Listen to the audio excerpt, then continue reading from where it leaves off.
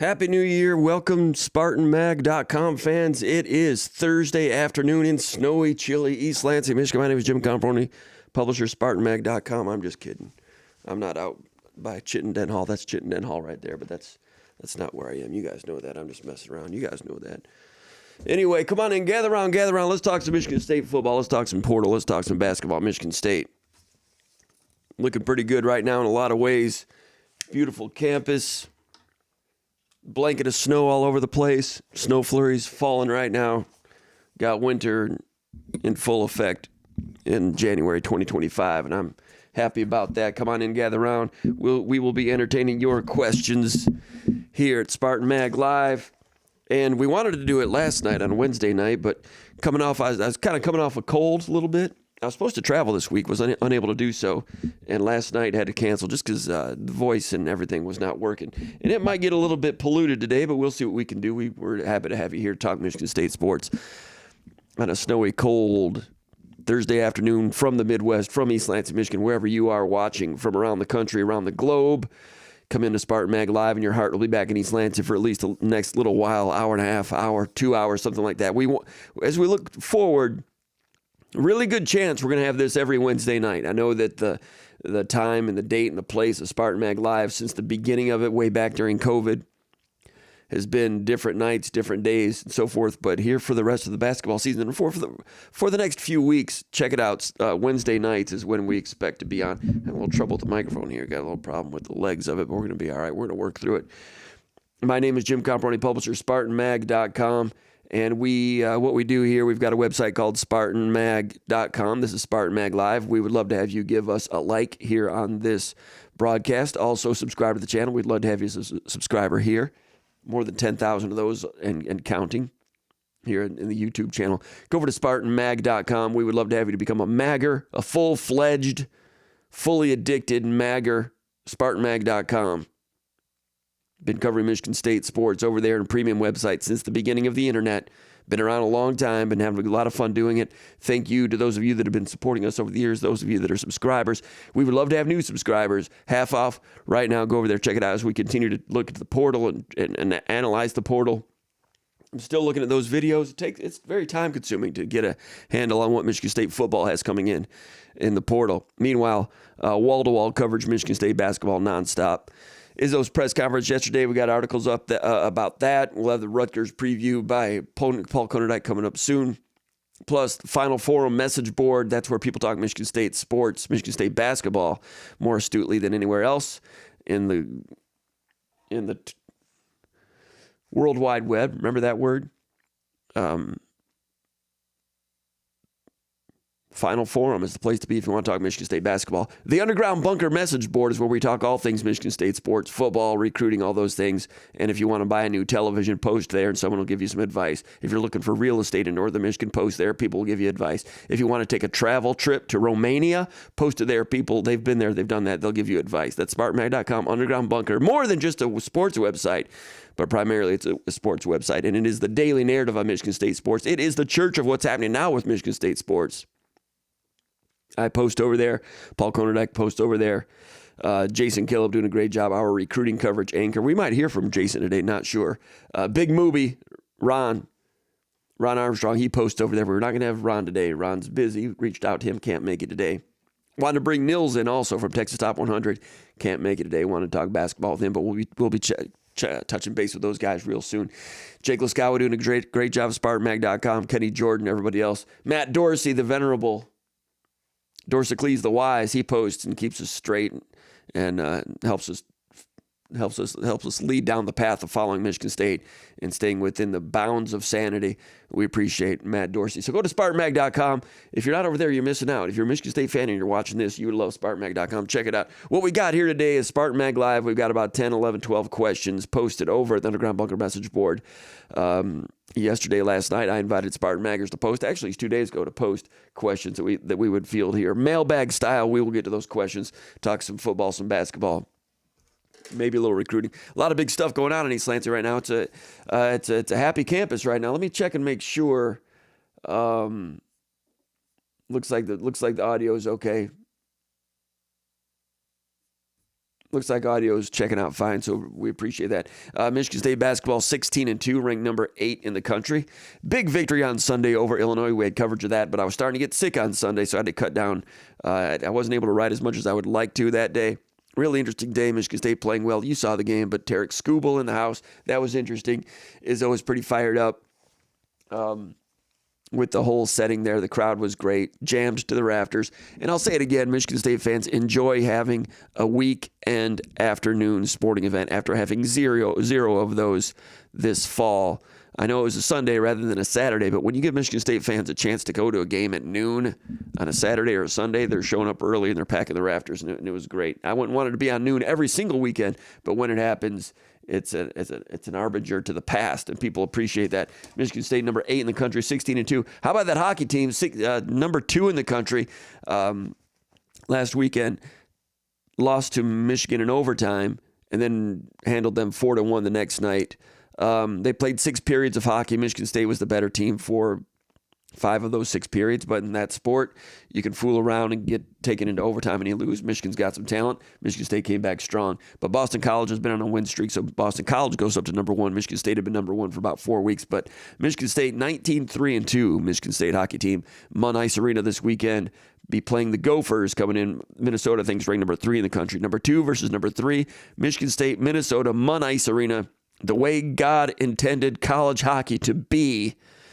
Michigan State and Minnesota in the same conference, which was not the case in the 80s and 90s and early 2000s. Both in the top 5. Gophers full of in-state Gopher Minnesotans. Michigan State has some Minnesotans. Plus Isaac Howard from Hudson, Wisconsin, which is just right across the river from Minneapolis.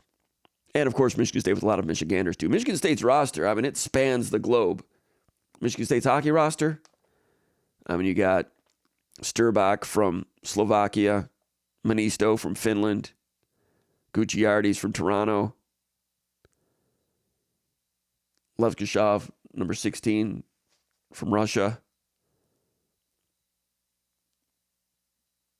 Then you got a lot of Michiganders, too.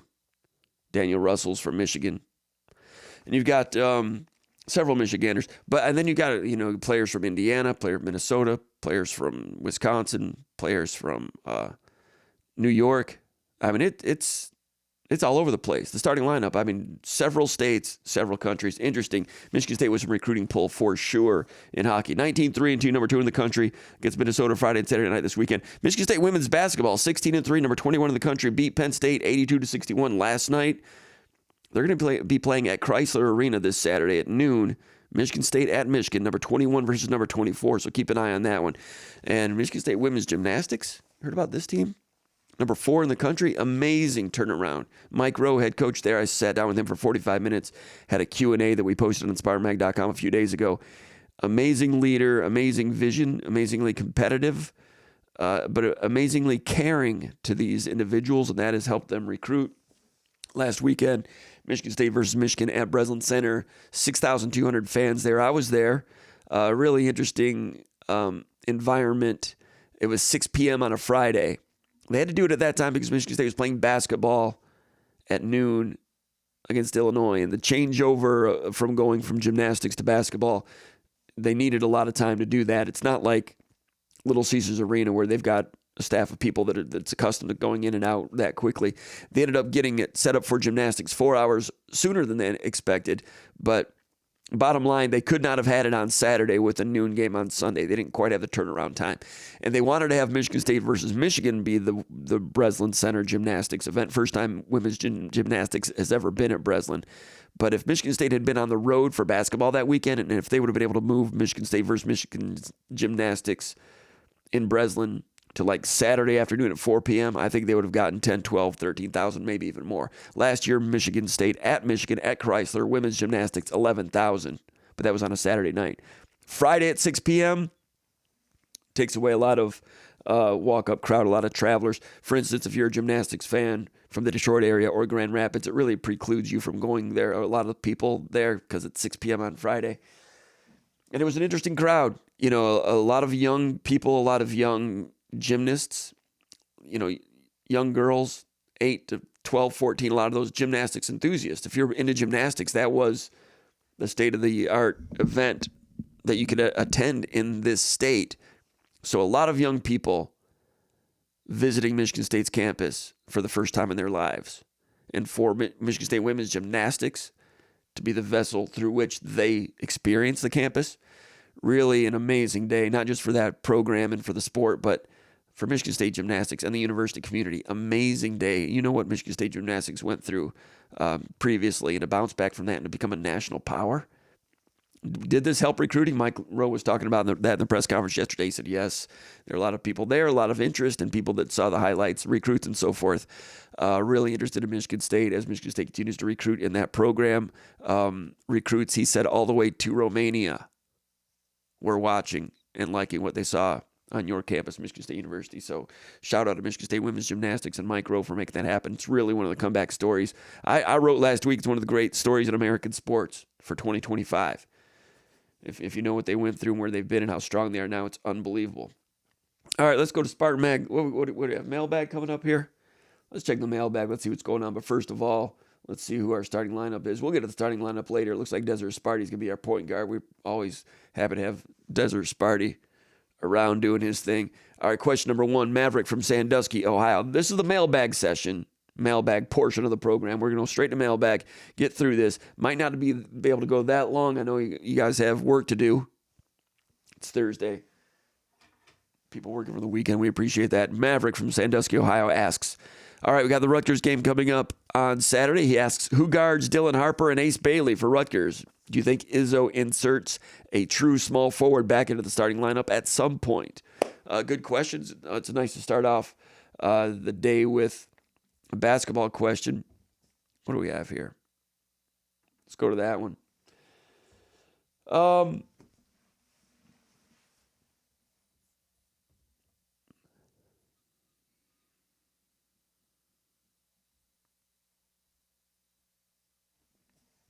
Hold on a second. We've got a little something coming in here. Wait on that one. All right, so Michigan State. Rutgers, struggling this season, around 500. What are they, 3-5 in the Big Ten? But they're dangerous. And this is what's cautionary about this game. Rutgers playing in Madison Square Garden. Rutgers can be on again, off again. They're not bad at all, right? Let's check Rutgers' recent schedule, see how they've been doing. I should know it off the top of my head, but I'm not able to recall. 3-5 in the Big Ten, 10-9 overall. Recent games, they lost by 8 at Penn State. They won by 3 at Nebraska. Not easy to do. They beat UCLA by 7.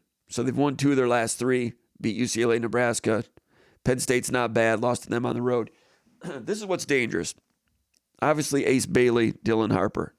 If you go to NBA Draft Net, I think the most recent mock drafts, you got Cooper Flagg going number 1. Ace Bailey, 6'10", skilled, projected to go number 2 in the NBA draft, in the first round, number 2 overall. Dylan Harper, strong, 6'6", combo forward type of guy, projected to go number 3. So you have the number 2 and the number 3 projected picks for Rutgers. They're a 500 team. Problem is, if they get hot, there's not many teams that they can't beat if those 2 guys get hot. They've got a good coach, Peichel. I've not been studying them closely, but as long as he still has their attention, they're going to get better and better. So they're dangerous because of those 2. Then you put them in Madison Square Garden, the one game this year that Rutgers is at Madison Square Garden. I think that's the only time they're there. That's the only time that they have a home game there. And yeah, they picked Michigan State to be their Madison Square Garden game. The RAC is a tough place to play when they're at home on their campus. But Madison Square Garden, sometimes the stars come out to shine there. It's different. I've been in there, and sometimes players that are wired a certain way. There's a showmanship element in there. And just the way the whole event is, I know Rutgers will probably have their own public address announcer, but if they have their own Madison Square Garden people there's just a feel for it that just creates a little more showtime to it, which makes it even a little bit more dangerous, in my opinion, for Michigan State to deal with Bailey and Harper. So you got those guys, Madison Square Garden. Michigan State's number 12 in the country, 7-0, 11 straight wins. Oh, Rutgers is on the schedule. That'll be a win. Not so fast, my friend. not so fast. I'll be impressed if Michigan State goes in there, handles business, guards those guys, keeps a lid on them, and comes away with a victory. Michigan State, top to bottom, will play good defense. They'll rebound, run, try to generate offense that way. Michigan State's been consistently good in a lot of those areas. Izzo's still calling for more and more and more consistency. And I had a story on that yesterday at SpartanMag.com at 3 and Out for the press conference yesterday, and I talked about rebounding. Michigan State's rebounding, went number 2 in the Big Ten in rebounding margin, but in recent games it's flickered a little bit because teams know when they play Michigan State, you have to battle them on the boards. Illinois is number 1 in the Big Ten in rebounding. That was a great rebounding battle. Illinois destroyed Michigan State on the boards in the first 15 minutes.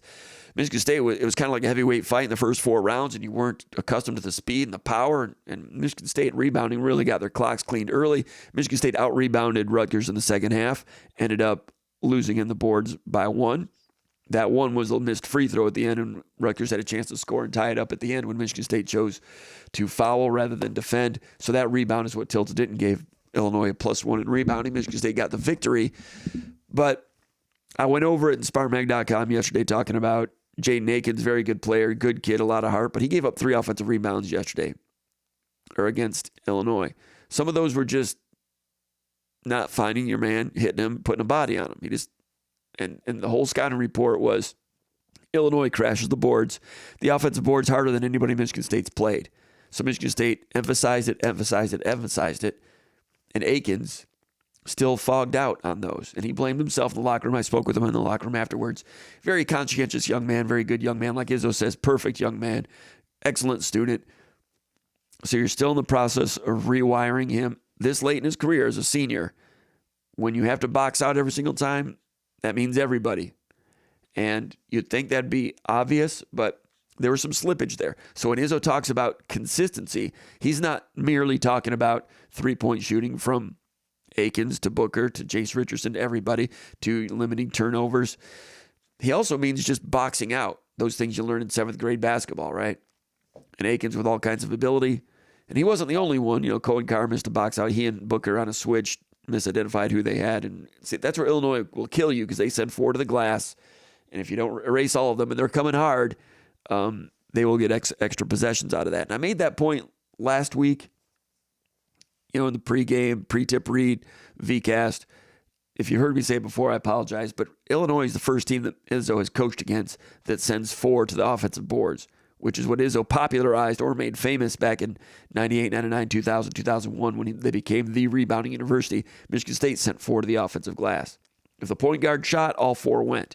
If an off guard shot, then 3 went and the point guard got back and maybe the off guard would follow a shot or whatever. But basically 4 would go to the glass, 4 to the boards.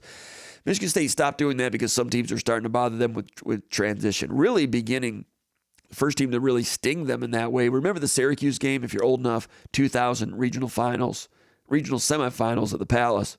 Syracuse had a 14-point lead against Michigan State. This is the year Michigan State won the national title. It's the NCAA tournament at the Palace. Syracuse is up by 14. Syracuse was rebounding, getting the ball, and going against 4 to the boards, making Michigan State pay for 4 to the boards. And there were some other teams that did along the way throughout the years, and Michigan State scaled back 4 to the boards as it went along. Once in a while, Michigan State will still do it, but they don't do it all the time like they did back in the late 90s, early 2000s. And Michigan State never played a team that did that to them. And I confirmed that with Izzo last week. I was watching Illinois, and I was seeing they're going 4 to the boards. I didn't realize that. And after practice last week, after Izzo gave his little briefing, just he and I spoke with him one-on-one. I said, man, Illinois goes 4 to the boards. Have you ever played a team that does that? He says, no. Izzo's coached 1,000 games, 30 years. Has never played against a team that goes 4 to the boards. So he was going against his own element there a little bit, try to get his team ready, and it still took a while. And, I mentioned back in 99, there were a couple teams that did that, and I've written it before. St. John's in the Ron Artest era, they would go 4 to the boards. Some of the Bob Huggins Cincinnati teams back then, they would go 4 to the boards, but not many. And I didn't remember Michigan State ever going against a team that did that. So I clarified that and confirmed it with Izzo, and he said, nope, haven't done it. He says they do it like we did it 25 years ago. And I wonder in the future, I wonder if that'll spark Izzo to spring that on somebody this year. I don't know. But it's a handful the way Illinois does it. And Brad Underwood, the head coach for Illinois, is really interesting in the post-game press conference, which you can find here on the YouTube channel. He was talking about when he was a junior college coach that he used to watch Izzo. And he loved the way Izzo and Michigan State played. And he said back then, this is the way we want to play someday. Really a great compliment to Tom Izzo. I had not heard that before from Underwood. I've heard Mick Cronin say that, and a lot of other coaches hadn't heard Underwood say that. He went to Oklahoma State, had a lot of success. When he was at Oklahoma State, they were more of a grinded out, kind of a motion, perpetual, physical, offensive continuity type of system. Tried that at Illinois for a while in the Big Ten and then went away from it. Now he's morphed into some other things. And then this year, brand new team, 5 new starters. They've done a great job recruiting overseas. The big man from Croatia, 7'1", and then the point guard, 6'6" from Lithuania, amazing talent, might be the best point guard in the country. He was the guy in foul trouble. Kasper Yakashonas. I kept calling him Karnišovas. You guys remember Karnišovas, Seton Hall? I have this problem. If it's a Lithuanian guy, I call him Karnišovas or Maršalonis. Do you remember Šarūnas Maršalonis? Of course you do. NBA. First time we ever saw that cat was at Jenison Fieldhouse, if you're old enough to remember. Remember when the old Soviet Union national team came in, took on Daryl Johnson of Michigan State circa 1988, like the year after Skiles? Soviets had Kachenko, big center. They had a guy named Volkov. And Šarūnas Maršalonis. He had that Rod Stewart hair and the big long hair down the back. Back then, you never saw basketball players with long hair like that. Guy comes out looking like Rod Stewart, except longer hair, Maršalonis, and just doing Maršalonis thing, just lighting people up. Didn't know that he'd end up becoming an NBA All-Star. Had never heard of the guy. Just lighting it up. But then Daryl Johnson was great that night also. Soviets ended up winning something like 95-91. It was a great game. But Maršalonis is like, you don't forget that guy. And then, the wall comes down. He ends up in the NBA. Very good NBA career. So anyway, I kept calling Yakashonas Maršalonis. Anyway, you guys remember that? Jenison Fieldhouse, Soviet Union? They had some good basketball teams back then. I tell you what, the old Soviet Union teams, they ripped off the United States 72 Olympics. Everybody knows that. And there was always kind of Cold War. We got the East German officials and all kinds of problems. But as was the case with Soviet Union hockey, they played the sport a little differently. You may have seen the documentaries about the Soviet hockey program and how they turned that over to some of their athletic officials. And like the original Soviet hockey coach knew nothing about hockey and just looked at the rules and created a different way to play. Played as a 5-man unit, came in and they just worked their tails off. Great skaters. And, burst on the stage. They won world championships at the amateur level in the 50s and 60s. And then in the early 70s, they beat the NHL a few times. And NHL came back, roughing it up. Bobby Clark hits the dude in the back of the leg, and they rough it up. Canada wins 72 Summit Series.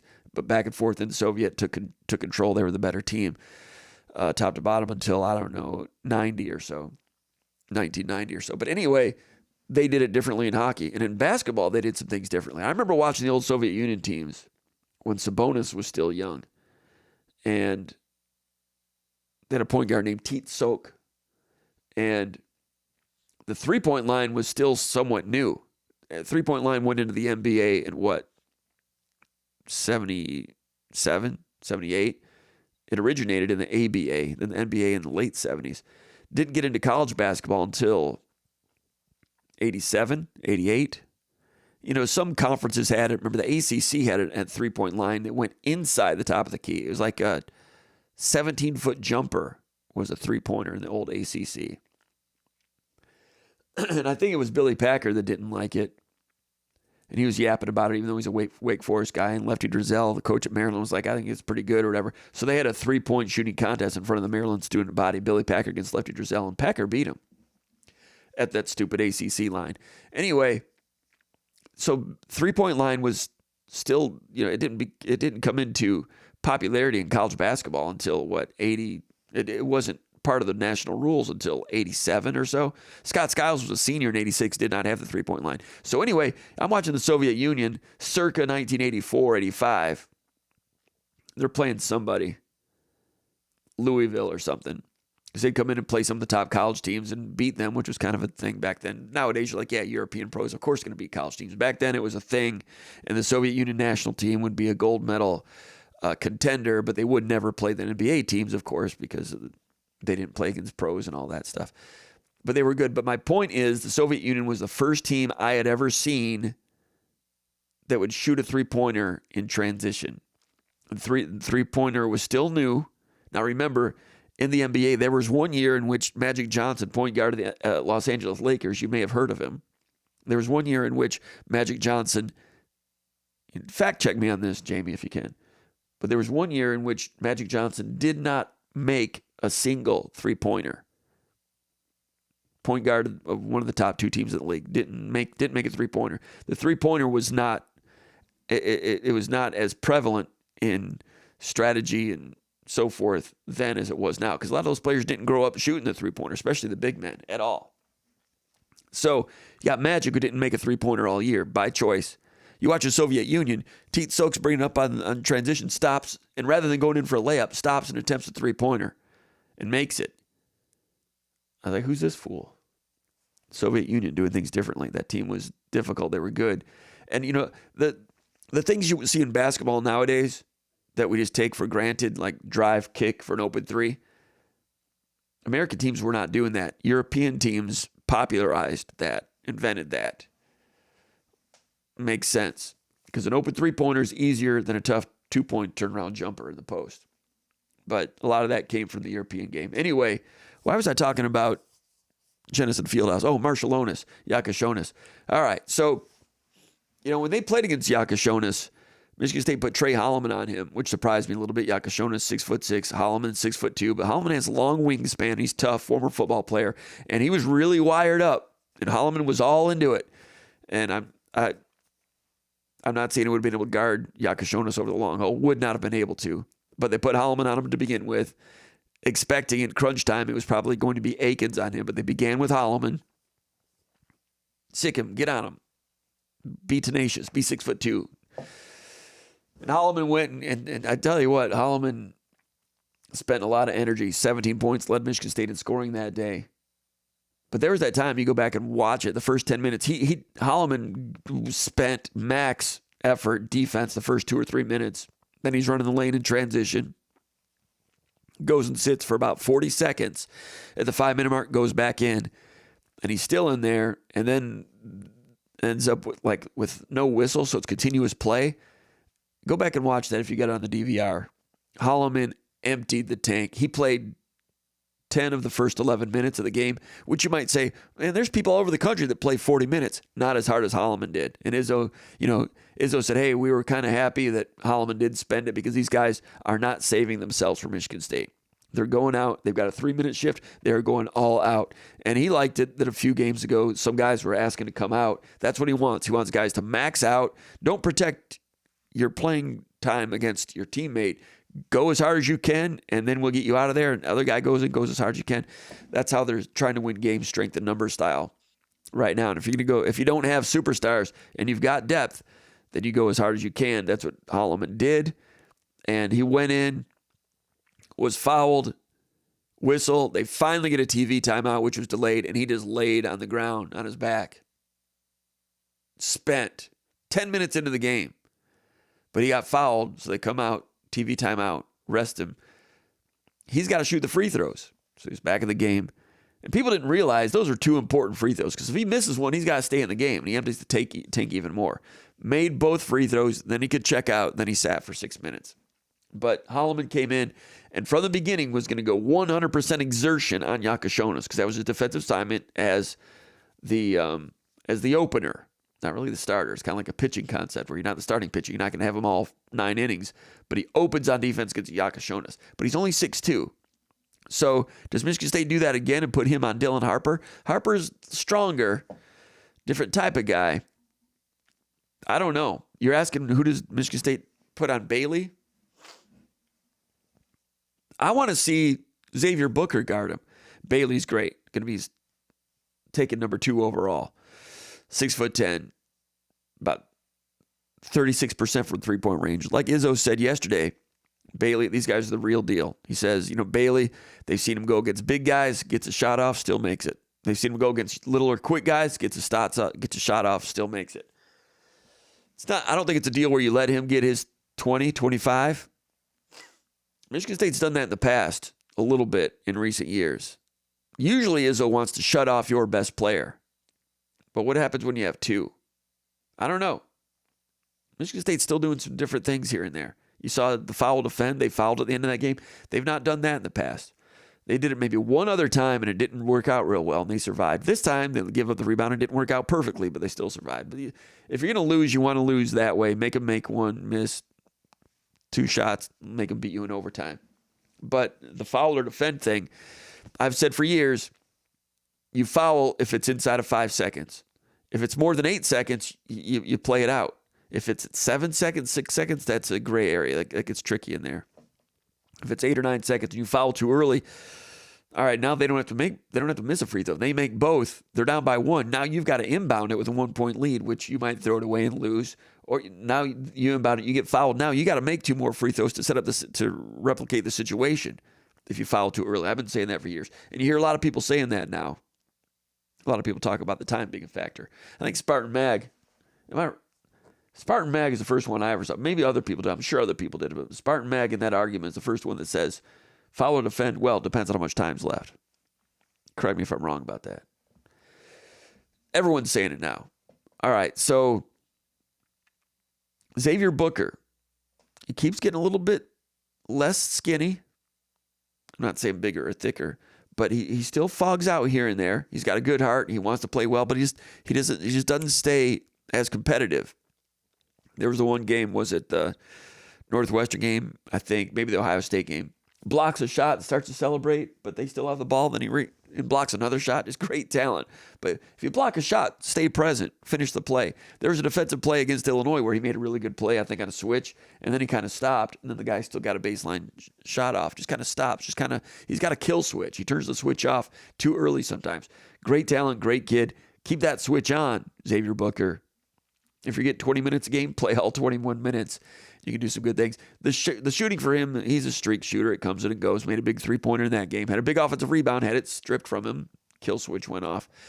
Had a big three-point play later in that game, right?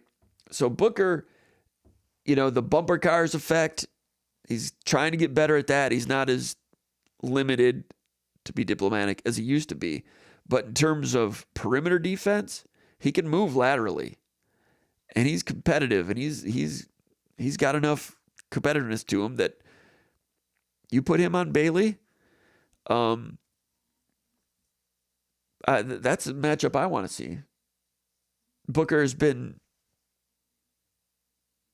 unreliable, defense, rebounding, and a lot of things as he learns. But once in a while, he has a really great performance. He'll guard Bailey at some point. Do you start Booker? Booker started the second half against Illinois. Izzo said it wasn't because of punishment or anything. Zapala, I think, with some of the ball screen defense wasn't quite whether they wanted a hard hedge or feather it. I didn't verify this with Izzo, but he wasn't quite doing that exactly the way they wanted it. By the way, I said it in the VCast after the game. I don't think Michigan State defensively. I've watched Izzo coach 1,000 games. You all have, and I've covered 1,000 of them or whatever. And I rarely disagree with what they do on things. He's a pretty good coach. But I thought they played defense too far away from the rim against Boswell and those other guys. I know that Will Riley made some shots. And the transfer from Louisville, Riley, he scored 31 before, and he scored 16 in the first 14 minutes, hit a couple three-pointers. But it's still, you're talking about a sub-33% three-point shooter. And so was the transfer from Louisville. Boswell's like a 27% three-point shooter. And Boswell's on a ball screen with Ivisic, or whatever his name is, the 7'1" Croatian guy who can shoot three-pointers for Illinois, 37%, even though he was sick that day. Michigan State's out there on Boswell like he's Steph Curry. Dude, go under that ball screen. If Boswell wants to shoot a three-pointer behind that screen, let him shoot it. I know Michigan State's coaches got a lot of respect for those guys. They watch so much film, and I'm sure they've got 1,000 reasons to do what they did. And they've watched more film than I have. I'm just looking at the stats, I guess. And I've watched Illinois a little bit, but I'm like, why is Michigan State out there so hard on Boswell? They're out there hedging on those guys. That's why Michigan State was giving up those screen slip, backdoor, back cut, layup. When's the last time you saw Michigan State give up so many straight avenues to the rim with all that open space? Now, I know Illinois goes five around none on the outside or on the perimeter. That's fine, and they shoot a ton of threes, but they don't all shoot great percentages. Yakashonis does, and the center does for a center. The rest of them, and I know the transfer from Evansville, Ricka House, whatever his name is, he's gotten better lately and he can do it. So they got a stretch forward that can hit threes also, which is problematic. So don't get out on the guards then. Let Boswell prove he can make those shots before you start guarding him like Steph Curry all day. You saw Michigan State give it up, screen slip, layup, first play of the game, the whole game. Illinois' last possession, Kohler didn't do a hard hedge out on Boswell. He feathered it back. And then they'd run that same play. They'd run like Underwood said in the postgame press conference. He was asked, were you happy with your last possession? He said, yeah, we ran the same thing we'd been working and scored 19 straight points on. And Morris Johnson, screen slip, who also can't shoot. So don't treat him like he's Dirk Nowitzki. Sag off of those guys. Is it me? Again, covered Izzo for 1,000 games. I don't remember ever criticizing an approach to anything. But Michigan State got the W. But when they play Illinois again, I wonder if they will sag off more. But Illinois will be at home and that much more likely to hit from the perimeter. Because when you're at home, different groove, different vibes, different adrenaline, different lighting, the flooring, everything is where you shoot every day in practice. Home team is just has a little better chance to shoot well from the perimeter. So if you do sag off on that game, they might burn you in that game. But here on the road, don't treat Boswell like he's Steph Curry. Don't treat Morris Johnson like he's Dirk Nowitzki. Ball screen, sag, go under the screen. If he shoots a three, makes it, God bless you, we'll make an adjustment later. Instead, Michigan State was getting back cut. Not all game, but enough for it to be a problem. Last play, though, Kohler didn't hard hedge. They changed their ball screen defense on the very last possession of the game. Kohler feathers it, takes away the screen, the roll, the slip, takes away the slip and the roll, slip and or roll, whichever how he does it. And Boswell just kind of held it, nothing there. Ball works back around, goes back to Boswell. They run another ball screen. This time they switch, and it's Cooper on him, and Cooper is with him. Cooper's trying to guard him. He can guard him just well enough. He's not going to guard him start to finish. Kohler was still out on Johnson. If I'm the coach, I'd want Kohler sagging in and stopping that drive. And if they kick it to Johnson and Johnson has an open 19-footer, God bless you if you can make that shot to win the game. But Michigan State became dangerous with Boswell driving to the lane against Cooper, had a little bit of an avenue to the rim, passes it, turnover. If he goes ahead and shoots, does he make it? Maybe. Holloman is there, getting ready to time his jump. Holloman had a block shot earlier with good leaping ability, quick leaping ability, long reach for a guard. You don't expect a guard to be a rim protector in that situation, but Holloman was down there after the switch. Cooper did pretty good initially. I would have liked to have had Kohler hard hedge a little bit more to stop that drive, get back to Johnson, and live or die with the Johnson shot. As it turns out, he drives, turns it over. Cooper's ability to switch on that is good. That's why Cooper is an important player. All the people that used to rip on Cooper, like, why are they playing Carson Cooper? They're playing Carson Cooper too many minutes. This is why I play Carson Cooper. It's an investment in time, an investment in playing time. You invest the minutes in a young man like that who is 6'10" and can move his feet, has a strong body. That does not grow on trees. You give him time, you invest playing time, End of the game against Illinois, he can switch on a point guard. I'm not saying he shut him down, but lateral movement in a package like that is worth something in the sport of college basketball in North America. And people this season, last season, why are they playing that guy? Because they're coaches, they know what they're doing. Why are you complaining about it? Because you're stupid. Come to class every day, you'll learn these things. So Cooper is also starting to hit some hook shots. He's been doing that for a couple of years. I've seen it in practice. Hasn't really translated to the game yet, but it did on this night. And they went to him a couple times and it looked pretty good. So you invest playing time, and sometimes players come around. Sometimes they don't. Frankie Fiddler coming around. They ran some plays for him. We talked about that in the article yesterday. Go check it out, SpartanMag.com. They ran some new stuff for Fiddler. At the 4, they've been playing him at the 4 a little bit, just a little bit here and there, the last 3 or 4 games. Came in handy against Penn State. Penn State surprises him with the zone. Michigan State at the free throw line's not working out so well. The way Michigan State likes to run their zone offense, feeding that foul line area. Sending to Booker. Booker made a couple shots. Kohler was struggling a little bit. Went to Fiddler. I asked Fiddler in the locker room after the game. He said, man, we didn't really expect them to play as much zone as they did, firstly. So I said, had you ever played zone offense? Because you can only work on zone offense so much. And he only plays the 4 so much. And they didn't expect zone. and he's only been playing the 4 for the last 3 or 4 games. I asked him, had you ever played the 4 in the zone offense at Michigan State? Flash to the foul line, shot fake, conduit as a facilitator. He said no. First time he ever did it was in the game against Penn State.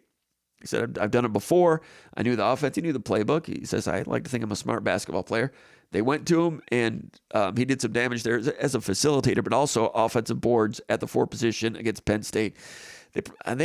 That Penn State game would have gotten really dicey down the stretch if they didn't have that from Fiddler. And I know Fiddler is on again, off again on defense and makes some turnovers here and there that drive them nuts, and he's not hitting 3-pointers like he can previously in his career. If he does, that's just another card in their hand that they can play, and they played that card against Illinois.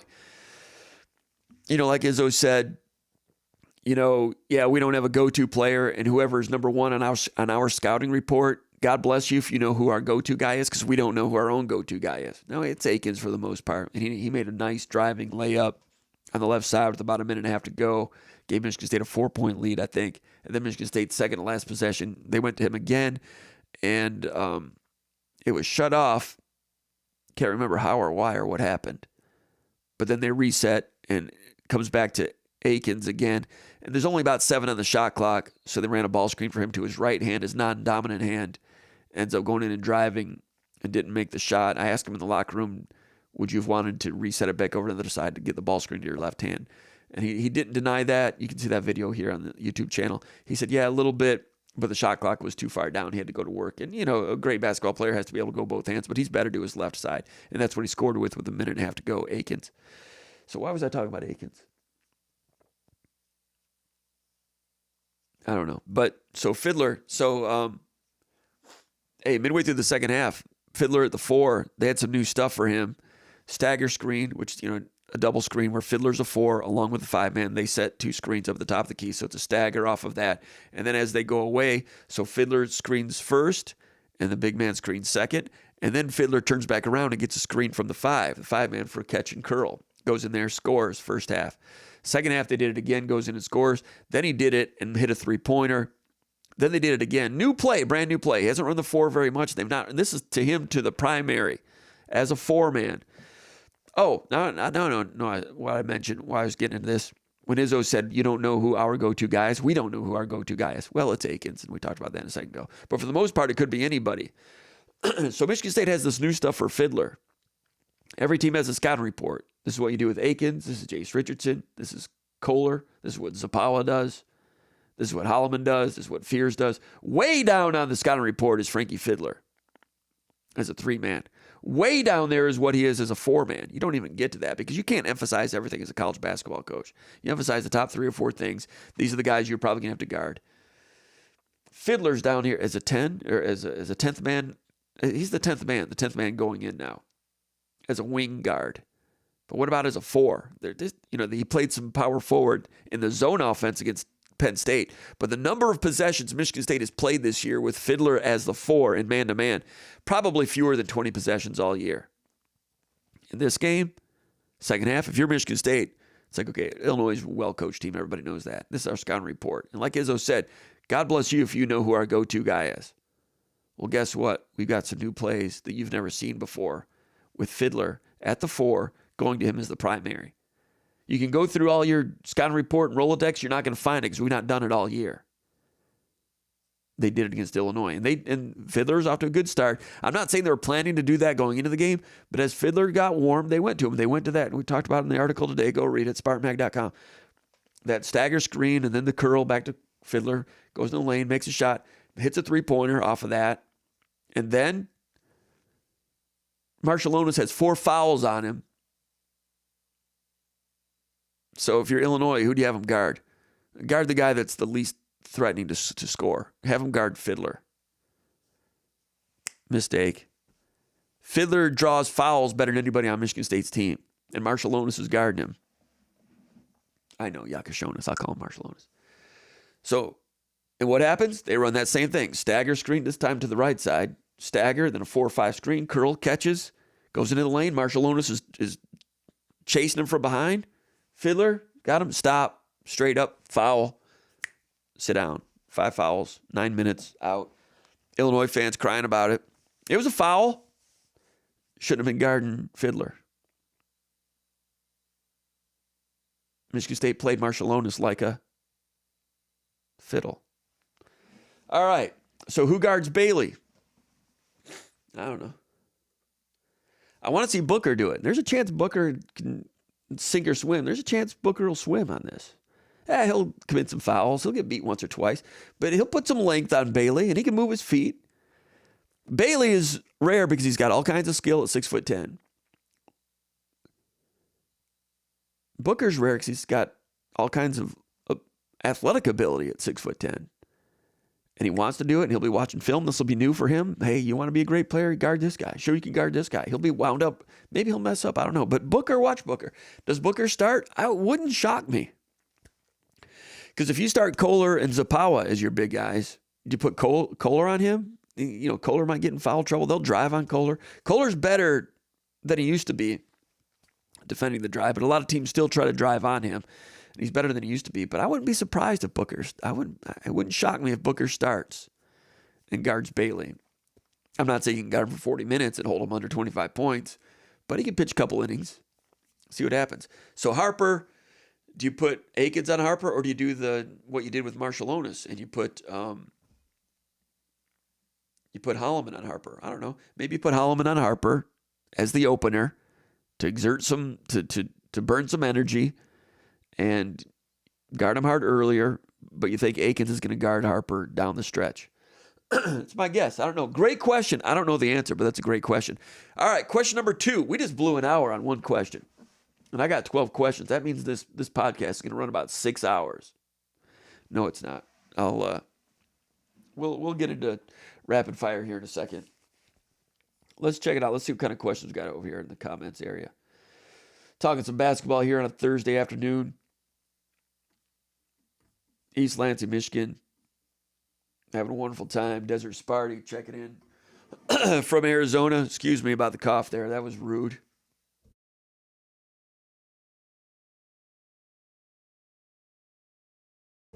John Elke checking in from Clarkston. He's a basketball guy. Everybody from Clarkston's a basketball guy. Even the Spindlers. Desert Sparty says, enjoyed reading your interactions with Saban. Oh, that was a little a thread we had over the underground bunker message board. Nick Saban, one of my favorite people. Desert Sparty says, I'm going with the Bills to win the Super Bowl this year. Good for you. John Blair, 2344, says, hello, checking in from Marshall, Michigan. Home of Ryan Van Dyke. I texted Ryan Van Dyke a few minutes ago, or I messaged him. Lee Gauss from Flossmoor. Lee Gauss. Lee's my guy. He's the former high school official, right? Lee goes back. Lee's old school, man. He goes back to the 60s. He's from the old guard. Don't mess with Lee. Lee knows his facts. He'll stand up to you and he'll tell you when you're wrong. And Lee, 100% of the time, he's right. Don't mess with Lee. Tom Helderman, don't mess with Helderman either. He goes back to 66. His name's MSU 66 on the message board. Helderman's a friend of mine. Helderman goes back. He's an East Lansing native. I haven't talked to him in a long time. We've exchanged a lot of texts, but I'd like to I'll get Helderman on the show sometime. He watched, as a youngster, he watched Michigan State's glory teams from the 50s. I think he told me once he watched Leroy Bolden play. Talking about Pony Backfield, early 50s. Amazing. Let me see here. I got some text coming in. I always have to check my text because sometimes people say, dude, you got something hanging from your ear or something. Okay, what do we have here? All right. Nothing that you need to be concerned with. Tom Helderman says, Tom and Tanya checking in. Hope Tanya's doing well. We're on your side, rooting for you. Curious to know if Aiden Childs has done anything specific in terms of training to improve his quarterback skills for 2025. Also, who do you think will be his backup in 25? Backup, probably Alessio Milivojevic. Jonathan Smith mentioned last week. We got some quotes from Jonathan Smith we'll be bringing out through the winter as we get into analysis of the portal class coming in. Milivojevic, he mentioned him. He said Milivojevic had a good fall. We saw Milivojevic play at the end of, was it the Rutgers game, through an interception. One of those late games came in and didn't look so great through an interception. Hey, it happens. Probably going to be Milivojevic, what it sounds like. Is he ready for it? I mean, you saw Schuster get in there, and Schuster was competent and experienced, but, what was small, but he was slow. It's kind of like what I was back in the old days. And the arm was not great, but Schuster, good mind, good accuracy, excellent Division II college quarterback. Came to Michigan State, or 1AA FCS, whatever you call it. Michigan State was fortunate to have him as a backup last year. Never needed to have him, but Schuster was good to have around. Is Milivojevic going to be better than Schuster? Not from what I've seen, not yet. So we know what Schuster was. God bless him. Great to have him around. So number 2, it's a great question, and I'm not sure Michigan State has a good answer for that. Michigan State was fortunate to go get a guy with all that experience that Schuster had that wanted to come home to his home state of Michigan and get the Big Ten experience, albeit as a backup. Michigan State did well to attract that last year. Now they're riding with their scholarship guys, their initial scholarship recruit guys. Milivojevic, Ryland Jesse. Jesse has a longer way to go. Leo Hannon's coming in. Hannon's got some ability. Hannon's coming in mid-semester, right? I'll have to check that. I should know that. Some of you guys already know that. We had published the list last week, but I've already forgotten it. I wouldn't count Hannon out. Now, Hannon was injured a lot last fall, and I never really got a chance to see him play a full game, but I like his mobility. I mean, he's creative with his arm angles. Californian kid coming in. How quickly you can process it, I don't know. But you don't want a true freshman quarterback starting. Maybe if you're exceptional, you might be okay, but that's a cautionary thing for Ann Arbor this year, by the way. I don't care how much talent you have. It's a tough situation, especially when expectations are ridiculous. In a program where if you go 10-2, it's a failure. There's a lot of volatility in that formula there. As for Michigan State, not sure. But about Childs specific in terms of training, I don't know. I know he went back home during the holidays, warm weather, worked out. They've got him on a regimen. They've got a new quarterback coach, so they're going over film, cut-ups, and all those things. He's doing all the things that all the quarterbacks across the country are doing. So nothing spectacular, but it's a profession. So you can imagine workaholic. The kid likes it. He's got all kinds of talent. Now, can you get all the hieroglyphics to line up? Can he get pass protection? Can he get a running game? We'll see. Desert Sparty. So the starting 5, you got Desert Sparty at the point, John Elke at the 2, John Blair from Marshall. He's our power forward. We got Lee Gauss down low with the sharp elbows. He's just running people at pillar to post, just knocking out teeth. Bloody noses. Got Lee down there doing all kinds of dirty work. Good one. You can win with Lee Gauss down there. And Helderman, he's our wing forward. Is that the starting 6? Starting 6. 5, 6. I lose count. I can't count. Question number 2. This is from backup long snapper from Elk Rapids, Michigan. He says the spring portal window strategy for Michigan State. What is it? Spring portal strategy. He also asks, what insight do you have on Jess McCullough and Kerr Tang and their development? These are freshman basketball players. McCullough, 6'10", redshirting.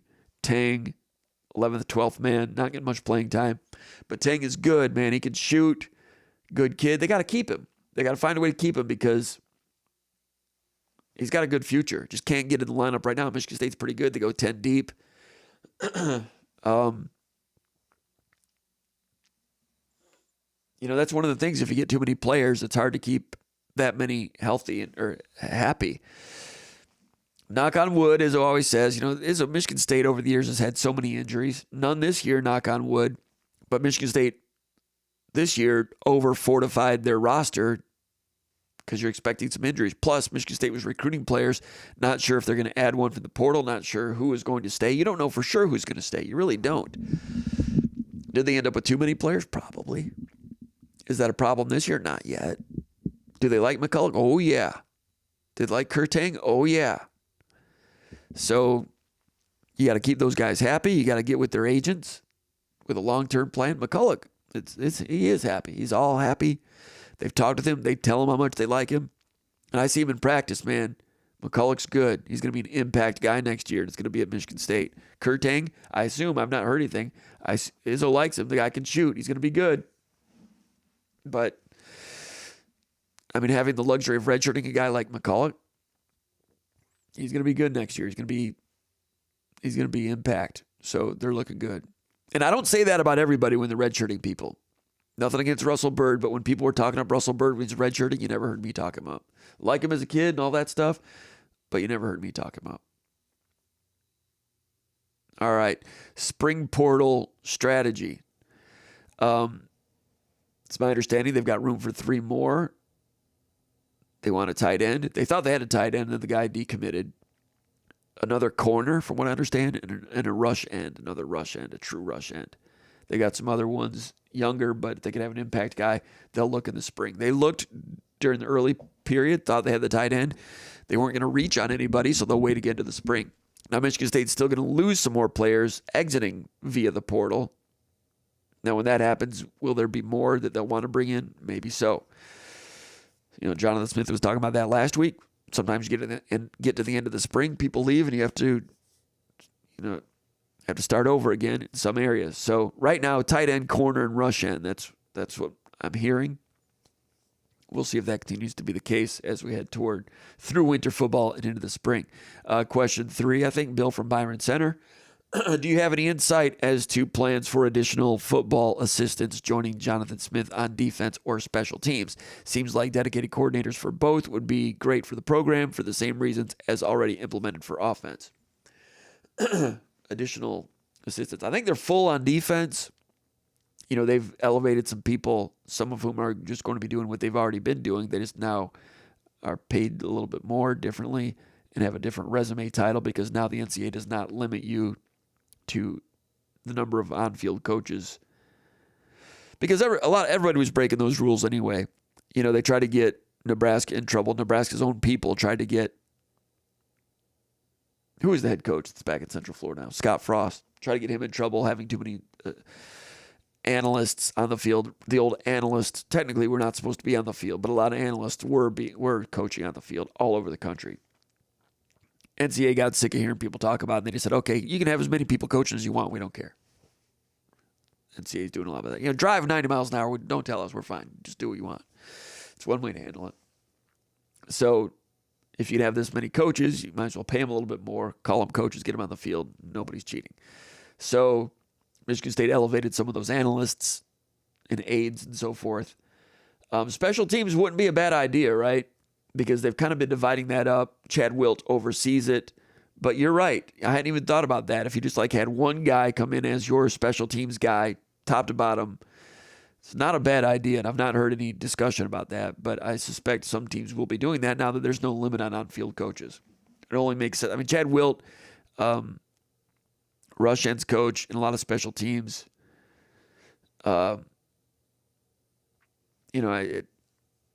I think it makes sense to just have some other person bring in just to do special teams. I've not heard that. Great idea. I've got no information on that. Question 4. I think it's 4. We'll call it 3 because that's what my numbers say here. This is from Sparty from Pawleys Island, South Carolina. He says, hey, Jim, apparently a lot of Illinois fans were complaining about the officiating from Sunday's game, but in the end, the fouls and foul shots for each team were about even. I guess having their best player foul out was beneficial for us, but 4 out of the 5 fouls were definitely earned on Marshallonis. Great player. Not sure what the technical was for, but I'm sure we received much worse officiating on the road in the past. I also saw a Northwestern best player get booted from their game for nothing more than a common foul. In general, home teams seem to get more calls, but I'm not sure Michigan State gets any more favorable treatment at home than any other team. Your thoughts? I disagree. I think Michigan State gets favorable treatment at home, especially in non-conference games. This one, I thought Michigan State had a favorable whistle. The fouls on Marshallonis, I think all 5 were warranted. You know, there's the one where it looked like there was no contact, but he did hook Cooper on the way down when he had 3 fouls. Shouldn't have done that. The technical foul, I'm not sure what the magic words were. I don't know. But yeah, Michigan State had a favorable whistle in the first half. The foul differential the first half favored Michigan State. Michigan State had more free throws in the first half. And during the in-game thread over at SpartanMag.com, early in the second half, I'm like, watch the whistles go against Michigan State because Illinois was due some calls. And Illinois did go to the free throw line earlier in the second half. Michigan State was in the bonus early in the first half, which helped them, although Michigan State missed 4 free throws in the first half. And then, the fouls were equal in the second half, a little more in favor of Illinois. However, they still fouled out Marshallonis, so that kind of went against it. There were some out-of-bounds, inbounds things that were not reviewed that I thought were favorable for Michigan State. So, yeah, I'm not going to sit here and lie and say Michigan State didn't get a favorable whistle. And there have been some non-conference games, like against the mid-majors, when the games get a little bit tight, where it gets a little bit wonky. Was it the Bucknell game? I always talk about that Bucknell game, and Bucknell came and almost beat Michigan State like 15 years ago. I think Michigan State got a really favorable whistle that game. They're lucky they beat Bucknell that night. Short time after that, Bucknell went and beat Kansas in the NCAA tournament. Anyway, overall, yeah, I think Michigan State got a favorable whistle, but it doesn't usually happen all that often in Big Ten games. But you're right, the home team usually does get it. Question 4. Jay Bannon from Sterling Heights, Michigan says, I've watched several University of Michigan basketball games. How do you see Michigan State defending the two big men that Michigan puts on the floor at the same time? That's question A. Question B, do you see the football staff adding more grad assistants with the new elevations to assistant coaches? That's B. C, what do you see as the Michigan State football team's chances with the top 10 recruits in the state of Michigan for this next recruiting style? All right, one at a time. Question A, the two big men for Michigan. I think Michigan State just does a straight switch on them because if you try to do hard hedge recover, it's just hard for your 4 and 5 to do it because you just don't practice it very much. You practice a 4-1 screen or 4-2 screen where a big man gets out on the 2 and then reacts back if the guy gets tagged. I've not seen many of the 3-man switches Michigan State used to do 15 years ago. On 1-5 ball screens, but on 4-5 ball screens, if it's Kohler and Zapala, do you have Kohler hedge out to stop, or do you have Zapala hedge out to stop Wolf on the drive, and then while Kohler recovers to Wolf so that Zapala can get back to Golden? Golden's more the interior role guy. Wolf is the face-up creator guy that can shoot. I mean, Golden can shoot a little bit, but for the most part, what makes them difficult is Golden. These guys are grown men, first of all. Golden's gotten so much better roll, release, dunk. I saw that guy play as a sophomore at Florida Atlantic at the NCAA tournament 2 years ago. It was when Michigan State beat Marquette NCAA tournament second round. That was in Columbus. In that same sub-regional, Florida Atlantic played Memphis. Then they played someone else that went all the way to the Final Four that year, whatever it was. Elite Eight, Final Four, right? They played Memphis that day, and hey, Dusty May's done a great job as a good coach, but Florida Atlantic versus Memphis was the worst NCAA tournament game I have ever seen in my life. And I said it back then. I'm like, these teams are garbage. And I was wrong. Florida Atlantic won another game, and they beat Tennessee. I still need to go back and watch that game to see if that's actually what happened, because I cannot believe Tennessee lost to that Florida Atlantic team. But they did a great job with what they had a great record. Last year, Florida Atlantic underachieved a little bit. But anyway, Golden back then, a guy from Russia, was just kind of a robotic, big lurch type of guy, but he's a lot better now. He's really worked on his game. He's grown into his body. He's a good, solid player. So those guys, that's what they're creating a lot of problems for people with a 4-5 screen, with a center setting a ball screen for a power forward. You don't see many teams do that. They spread the floor with it. Wolf is such a good driver, and good passer, good shooter. It just creates all kinds of problems. So what you're asking, what do you do with it? I'm not completely studied what other teams have done yet. I watched some. I watched, but I'm not. I can't completely recall what I learned. I'll have to go back and check that out again. But I did develop some opinions, but I can't recall them right now specifically on what some teams did. Minnesota. Someone goes short on them. Anyway, for Michigan State, I get back to Booker. I think Michigan State does a straight switch. You don't hedge, help, and replace with two big men in that. And most teams don't. That's where you get a problem. You do a straight switch. Now your center is guarding Wolf, and he can't stay in front of him. Zapawa can move okay. Can he switch onto Wolf and guard him? We'll see a little bit of that. Zapawa is okay, but can he guard Wolf? Probably not. If you start off, so that's where Carson Cooper becomes valuable again. I'm not saying Carson Cooper is going to be a glove on this guy. I'm not saying Carson Cooper is Hakeem Olajuwon defensively. But Cooper can guard Golden. Golden will score against him or whatever, but As long as Cooper doesn't get in foul trouble, Cooper can play some chicken wing, offer some resistance, and play some post defense and survive and be competent. Again, I'm not going to say he's Akeem Olajuwon on defense, but he can hang with Golden. Okay? So if you want to set a ball screen and switch, okay, now Cooper's got Wolf. What can Cooper do? Cooper can move his feet. Cooper can guard both guys. It's uncommon. I'm not saying he's Akeem Olajuwon. I'm not saying he's great at it. But I'm telling you why Cooper is valuable. And this is why Michigan State invested minutes in him last year when a lot of you people were ripping on, why is Cooper playing? Cooper can't make shots. It's not about the shots, jackass. Defense is half the game. Defense is half the game. Are people getting yelled at? Are they bothered that I'm yelling at people on a Thursday on a nice snowy day in East Lansing? It's not very hospitable. Apologize. I like Carson Cooper. He's a card in your hand. You can play the card. Not against everybody. Illinois in a game. Carson Cooper in there. Switch on a ball screen. He's guarding a guard. He's guarding Boswell. Keeps him out of the lane. Turnover. Because he's 6'10". Moves his feet well. He's got some strength. And he's a junior. He knows he's bright. He knows team defense concepts. It's a worthwhile commodity. I'm not saying it's the greatest end-all, put you over the top commodity, but it's a card to have that you can play. And against Michigan, as long as Cooper doesn't get in foul trouble, he can guard, he can play in the post against Golden, and he can switch on Wolf. Wolf might be able to drive on him a little bit, but Wolf will find that he'll have a little more trouble driving on Cooper than most 6'10" guys he goes against. And maybe Wolf will just be great that day and drive and cross over and spin and fall away and still score.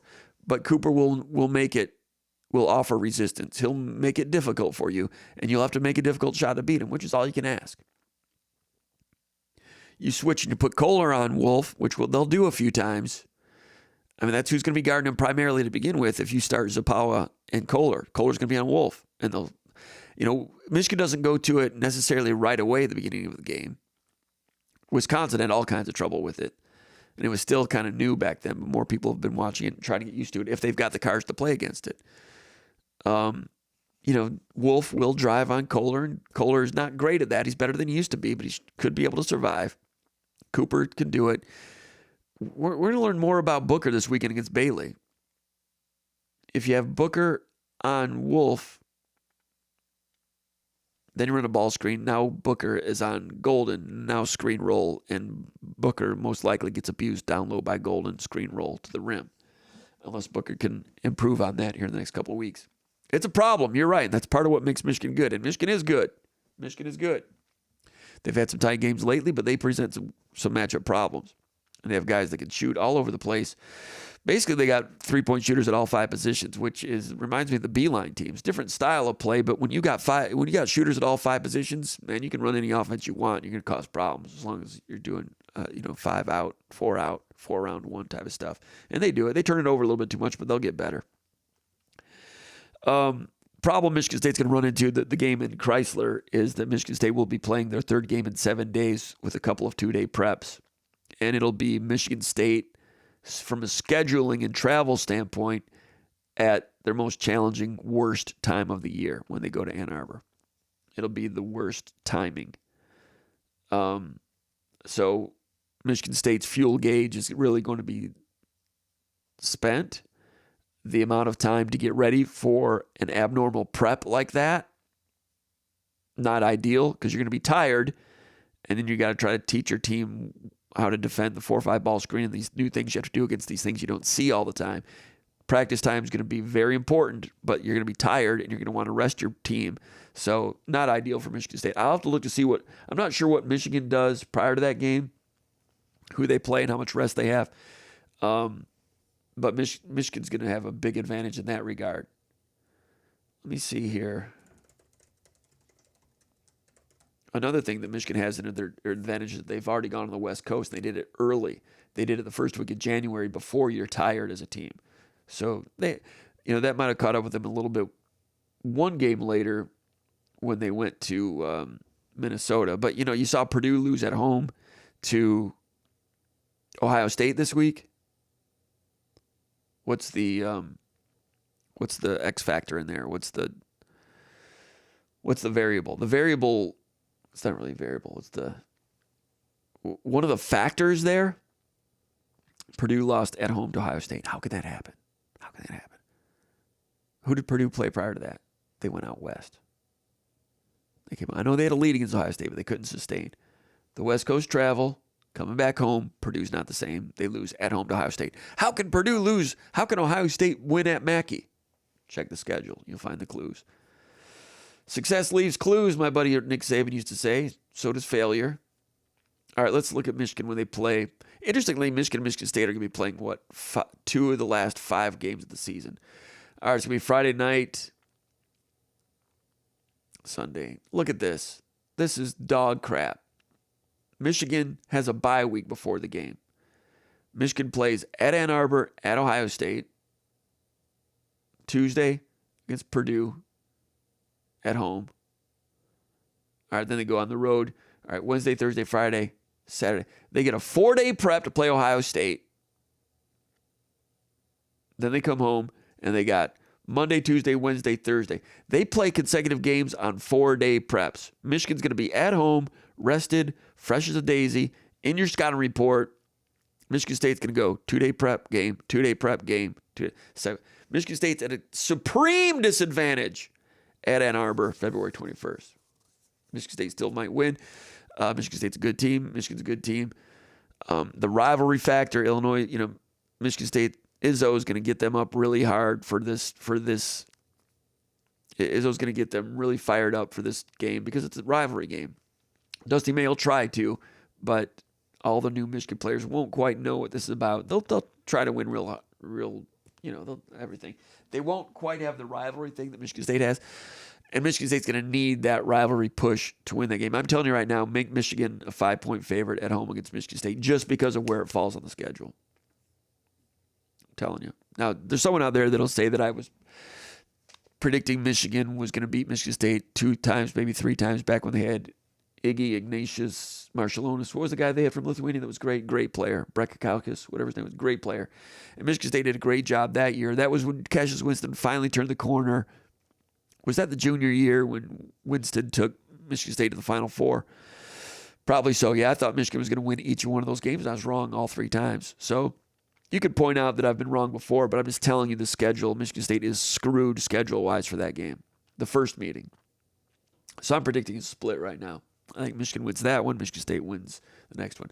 I could change my mind before then. We'll see what it looks like. But right now, I just think that when you get into February and the dog days and the schedule, and let me tell you this, if Michigan State goes to Chrysler and wins those games with those circumstances, mammoth.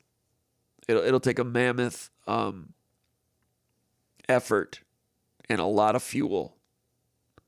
And it'll probably cost them in subsequent games. Just complete apples to orange situation for those 2 teams. And Michigan's the home team. 2 4-day preps. Michigan State's got 3 2-day preps on the road. All the cards stacked for Michigan in that one. All right. Jay Bannon asked, do you see Michigan State adding more graduate assistants with the new elevations to assistant coaches? Yeah, they'll add graduate assistants. I'm not even sure how many graduate assistants you're allowed these days. Is it 4, 3, 2? I don't know. I don't pay much attention to that. But they'll hire new grad assistants. Every team has grad assistants. Question C, what do you see the Michigan State football team's chances with the top 10 recruits in the state of Michigan this year? Top 10. Number 1, C.J. Sadler is ranked on 3. Number 1, 5'9" receiver from Cass Tech. Good player. 5'9". Physically, it looks like he might be hitting his peak right now. He's 5'9". He's got facial hair. It looks like he's 25. He's good right now, but how much better does he get? Have to wait and see. Michigan State's been recruiting him. Michigan's recruiting him. Most people think he's going to go to Michigan, so I wouldn't expect that one. Gregory Patrick's a big one for Portage Northern. His father, Joe Patrick, played at Michigan State. I knew Joe pretty well back then when Michigan State recruited him. Met him and his brother. His brother went to Nebraska. I thought his brother was good. Michigan State didn't offer him. His brother went to Nebraska, became an offensive lineman. I thought his brother was a good defensive lineman coming out of Ithaca. Now he's Portage Northern. It's Notre Dame or Michigan State. Michigan State needs a good season. They need to show that their offensive linemen are developing. The program's in good shape. Those things happen. I think Michigan State's got a solid chance for Greg Patrick. Notre Dame already has a commitment from Ben Nichols, offensive lineman from Davison. So the two really good offensive linemen in the state of Michigan this year. Gregory Patrick from Portage Northern, Ben Nichols from Davison. Ben Nichols, number 3 player in the state's already committed to Notre Dame. Michigan State's got their hands full with Notre Dame, and for good reason. Notre Dame's an attractive program right now for a lot of reasons. Jim Mahalchik trying to get some momentum going on that offensive line at Michigan State. Mahalchik's got a great reputation as an offensive line coach. Michigan State needs to show some traction and development and some momentum with that offensive line this year. If they do, I think Michigan State's got a good solid chance with the Greg Patrick. I don't know what his timetable is. You can correct me if I'm wrong. I'm not sure if he's planning to decide this summer. I'm not sure if they've mentioned that. If they decide in the summer, is that a good thing or a bad thing? I don't know. Either way, if you decide, you still need to have a good fall. But Michigan State's right in there with Patrick. That's an important one. An important recruit there early in the Jonathan Smith era. Number 4, Marcelo Vitti, athlete, divine child, going to Iowa. Already committed. Number 5, Lincoln Keys, tight end. Saline, Michigan, committed to Georgia, good tight end. Kind of surprised didn't go to Michigan, goes to Georgia. Can't blame him. Number 6, Lincoln Watkins, lineman, Port Huron. No Michigan State offer yet. Purdue has offered. So Lincoln Watkins, I'm not seeing much of him. So he's tight end. 6'4", 225. So Michigan State's in on a lot of tight ends, including in the state of Ohio.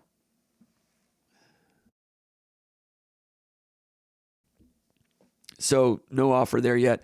Sullivan Garvin, Notre Dame commitment from Allegan, Michigan. So a lot of these guys are already committed. Garvin went to Michigan State's camp last summer. Khalif Canty, offensive lineman from Cass Tech, Michigan State have offered. I'm not sure how hard Michigan State and Michigan are going for him right now. Keep an eye on him. Number 9, Corey Amakri, running back, Hazlitt. He was injured last year. His dad was a walk-on at Michigan State, grew up in a Michigan State family. His brother was pretty good. I liked his brother. His brother went to the MAC, right? Keep an eye on what happened to him as a running back. I thought he was pretty good. Amakri, we'll have to wait and see. Michigan State should be right in there with him. Jack Janda, tight end, Detroit Catholic Central, 6'5". Michigan State seems to be going harder after him than Watkins. Michigan State both in there. I think Michigan State's got a solid chance with Janda.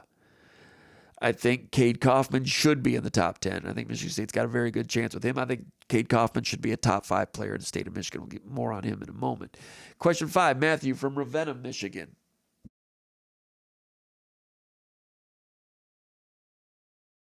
He says, Jim, what do you make of the hockey team struggling to close out these games since the GLI?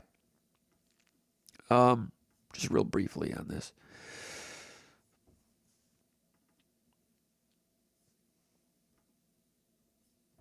You know, the GLI, Michigan State went really hard for that thing, won it for the first time in a long time, made it a red letter game, put a lot into it, beat a good Western Michigan team, a top 5 Western Michigan team to win that thing. Then what was it, a week later, the frozen confines, Wrigley Field, put a lot into that one, won that one, tight game. Was that overtime against Wisconsin? I was there. I can't even remember.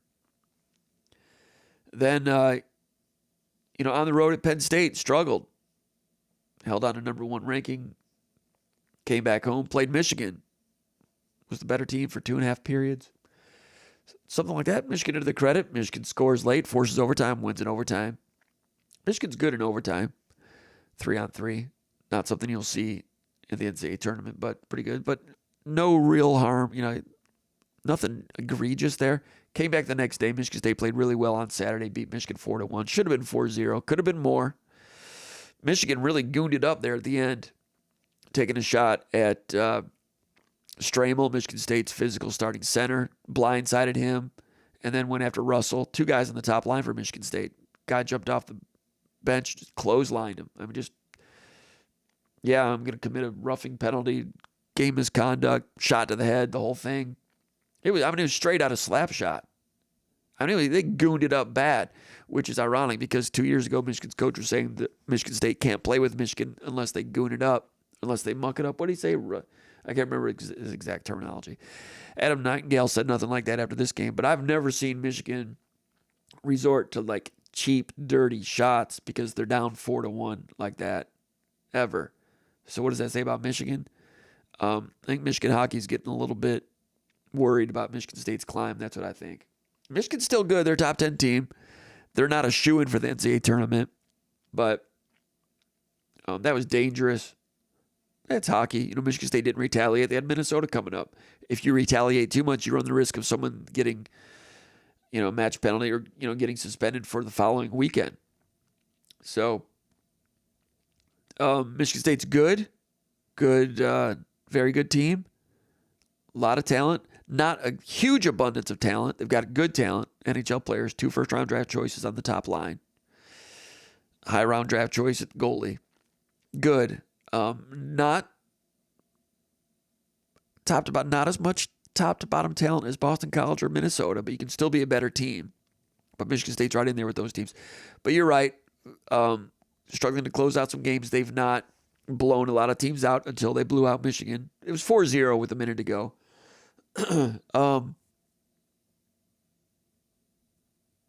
Michigan State has not had a lot of power plays this year. I think Nightingale was saying that Michigan State has fewer power plays than anyone in the Big Ten. And he was complaining about that in the Penn State game and took a bench penalty late in the Penn State game because Penn State had a favorable whistle that night. So Michigan State, as good as Michigan State is and talented, top 5 team, number 1 in the country, they're not getting like a benefit of the doubt whistle all that much. If Michigan State had more power plays, as many power plays as Nightingale thinks they deserve, maybe they would have had more of a margin of victory cushion in some of these games. Now they're playing Minnesota. Hey, just try to win. Obviously, you're not gonna get blowouts in the Big Ten very often. Even Notre Dame is they're struggling a little bit this year. Ohio State's good. Wisconsin's getting it turned around pretty good. You're just not going to see. Your question is wondering why Michigan State's not been able to close out games lately. Hey, the Big Ten is tough every week, and it's great that way. Reminds me of SEC baseball a little bit. Every weekend is like a regional final, kind of. And that's a great thing now. When Michigan State was a hockey power back in the 80s, it was cute and all. Your top 5 team. But every week you're playing Miami of Ohio, Illinois, Chicago, Kent State, back when they had a program, back when UIC had a program. Ferris State, Lake Superior State. And I realized Lake Superior State was really good sometimes, but still, it's Lake Superior State. Then he played Bowling Green. Then he played Michigan. Michigan became good in the late 80s, but in the mid-80s, they weren't. And Michigan State would just rack up win. And the other great teams around the country were like Minnesota, but you didn't play Minnesota. Or Boston College or Denver, Colorado College, whoever. And Michigan State, the whole schedule's packed with 2 games with Bowling Green this weekend, 2 games with Miami of Ohio this weekend, 2 games with Ferris State this weekend, 2 games with Western Michigan this weekend. This is before Western Michigan was really good. And that's great. Michigan State was really good, but the schedule, even though Michigan State was selling out MUN every weekend, and it was a great place to be, and it was a hard ticket, it's different now when you got Minnesota coming in after Michigan, after Wisconsin, after Notre Dame, after Penn State, after Ohio State. Different name brand institutions. All those programs, well-funded. They've all had great glory years at some point in their program's history. It's like SEC baseball. So it's harder to pile up blowout victories. But this is one of the things I've said it before, that in this new iteration of college hockey for Michigan State, now that Michigan State, after several years being down, now that they're back up and into it, it's easier for Michigan State college hockey to reach and appeal to that next concentric circle of the fan base. Because if you're a Michigan State fan who lives in Cincinnati or Denver or Atlanta, you've got access to the Big Ten Network. You will see Michigan State Big Ten hockey here and there on your TV. And if you want to, go on your laptop, get Big Ten Plus if you want to subscribe to that. It's accessible to you. And instead of, if you were a Michigan State fan in 1986 living in Atlanta, you might see a score in USA Today down on the Agate page. Oh, Michigan State beat Ferris State this weekend, swept them. They beat them on Friday, beat them on Saturday. Maybe it's in there. That's it. That's the extent to which you could follow college hockey back in 1985. USA Today, a little score. Now, you got Big Ten Network if you live in Atlanta or Denver or whatever. They're on TV, internet. And they're not playing Ferris State. They're playing Minnesota. Minnesota and Wisconsin used to be in the WCHA back then, if you didn't know. So now you got them all together. So it's harder to get blowouts. It's harder to put all these wins together, but it's more palatable, I think, to your rank and file garden variety Michigan State fan in the state of Michigan, in the Detroit area, in the Grand Rapids area, across the country. Hockey is more tangible now than it was in the mid '80s, I think. There's potential there to continue to build on that. It's a good thing. But the Big Ten Network, I mean, Big Ten hockey is still only 6 of the 16 teams. So if you're an Iowa Hawkeye fan, you're not watching it. If you're an Illinois fan, you're not watching it unless you get a team. Illinois was close to getting a team once upon a time, and then COVID hit. I think there's potential for Illinois, Iowa, Nebraska to add hockey someday. I know Title IX is difficult. Everybody's got budgetary problems. Maybe it'll never happen. Nebraska doesn't even know it, but if they ever fielded a hockey team and put that N on there with a stripe and a white, they will sell that place out. And they've got some fans there because there's USHL teams in Nebraska. There is a hockey culture in Nebraska and in Iowa. But right now, they all go to wrestling and volleyball, and they show up. They love their Hawkeyes and their Huskers. Man, you give those people a hockey team, be big time. But Big Ten Network gets better ratings for wrestling and volleyball than they do for hockey because there's only 6 Big Ten teams with hockey teams. There's 7, but Notre Dame's one of them. I guess they're viewers too. But most of the teams in the Big Ten don't have hockey teams, so they don't watch those games. But if you're a Michigan State hockey fan, it's accessible to you. So forget about the ratings overall, but it's something to get. I think it's. I can see why a lot of people are excited about it. All right, what do we have here? We got to wrap this thing up. I've been going too long on these things, but I want to tell you that did you realize that before the pandemic, this is a question from Thermo from Chupin Heights, Michigan. He's trying to be a wise guy. Very funny. He asked this question. Jim, do you realize that before the pandemic, Michiganders were returning more than 90% of the returnable bottles? That's actually a question from the mailbag. I appreciate that. So, yeah. And just a few years ago, the state of Michigan ranked first in the nation for deposit container recycling. 90% of all purchased bottles and cans were being redeemed for their deposits. Today, only 73% are being redeemed in the state of Michigan. That means Michiganders are forfeiting $105 million American dollars every year in bottle and can deposits that are not being redeemed. This deficit is having a negative impact on our environment. When Michigan's recycling rate drops, it hurts the environment, it hurts industry, and it hurts all of us. So help the environment, help your state, help yourself, take them back. They are your lakes, your roads, and your beaches, and it's your dime. So take them back, the bottles and cans. It's worth your time, and everyone will benefit. Take them back. It's a message from Chupin, a great Michigan company dedicated to recycling and to the Michigan State Spartans. Thank you, Chupin, for that. Question number 6, Ernie in Colorado. He says, Jim, I'm pretty pessimistic on the future of the sport of college football, and it pales in comparison to what I fell in love with as a young boy. I can't help but believe that every day guys like Greg Sankey and Tony Petitti wake up with the mission of ruining the sport. If it were up to you, how would you save college football? At this point, saving it. It is what it is. I mean, people talk about it being a minor league for the NFL. It's not a minor league. College football is a major league. It's more of a major league than the NHL. Gets way better ratings than Major League Baseball. I know baseball plays more games, so their inventory is vast. Same with NBA.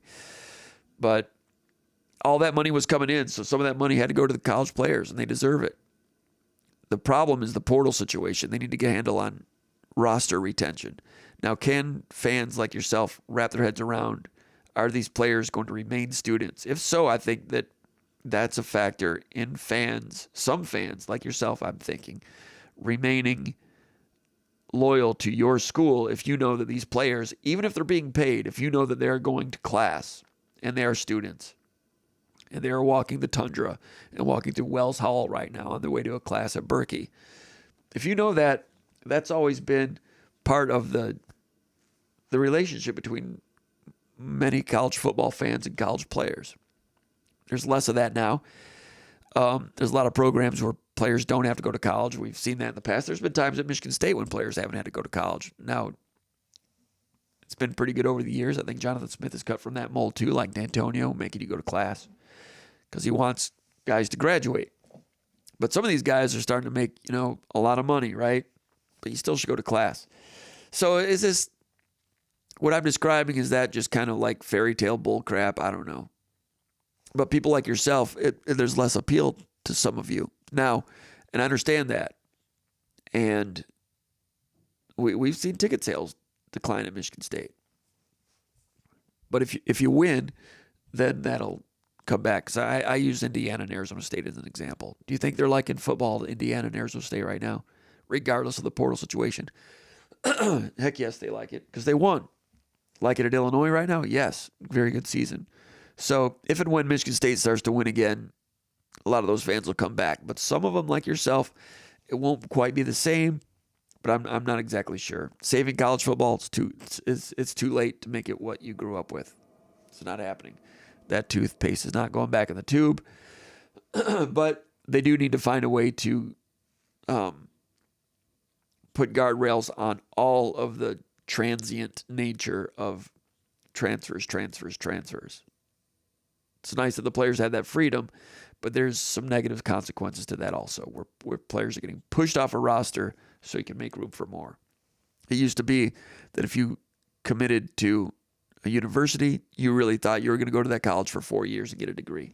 Now you are committed there for 2 semesters, and if you don't show promise as a football player right away, you are cut. Which is sad. I mean, I've covered recruiting for 30 years. And one part that never gets old is when a young man gets a college scholarship to a place like Michigan State, like especially if it's like his first offer or maybe his first major conference offer, but especially sometimes it's his first offer period.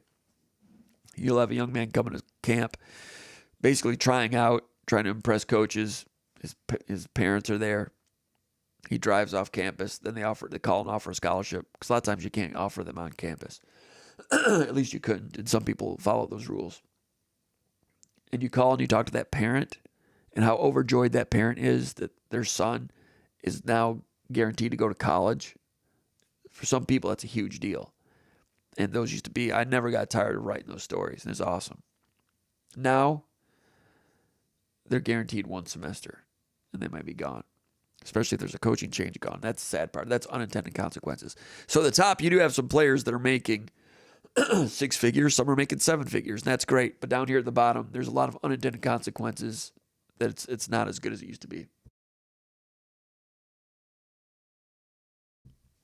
So saving college football, I can't help you with that. All right, question. Let's see here. I think that we are going to push a lot of these questions. Let's see. We're going to push some of these to the next one, and we're going to have another one soon.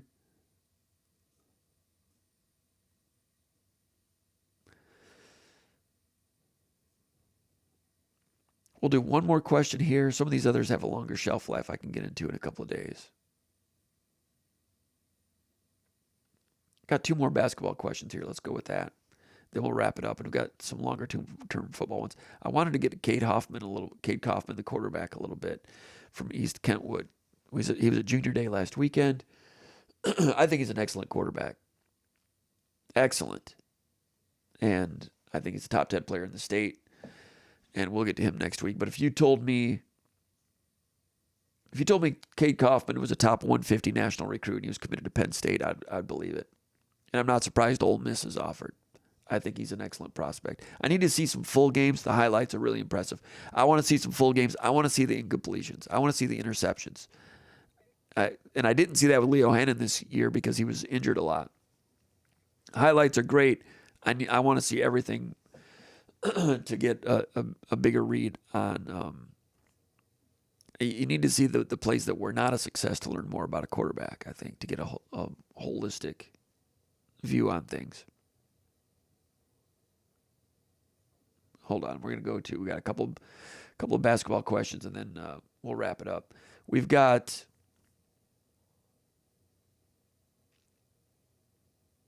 all right. This is Matt from Glen Ellen, Illinois. He says,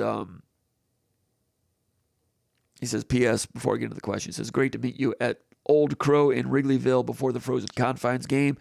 It was good to talk to you, and you made your way out. It was good. I remember you guys. It was great to talk to you. Thanks for saying hello. Old Crow. I forgot that was the name of the bar.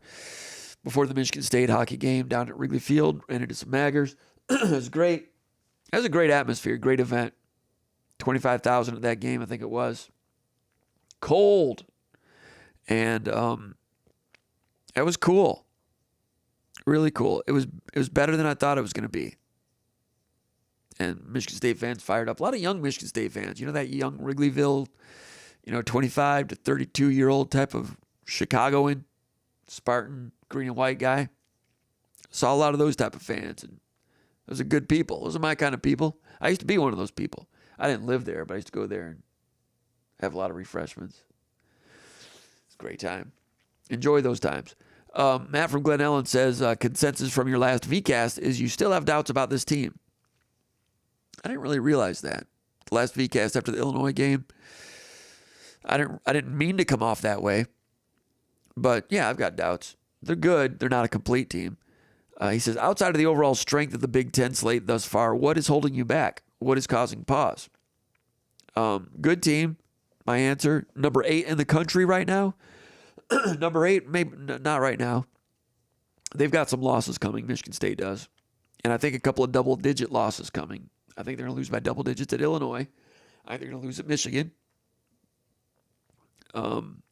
Good team, though. You have to play well to beat Michigan State most nights. But Michigan State's still going to have those nights where seems right now where they're just really cold from three-point range. Everybody can have a night like that.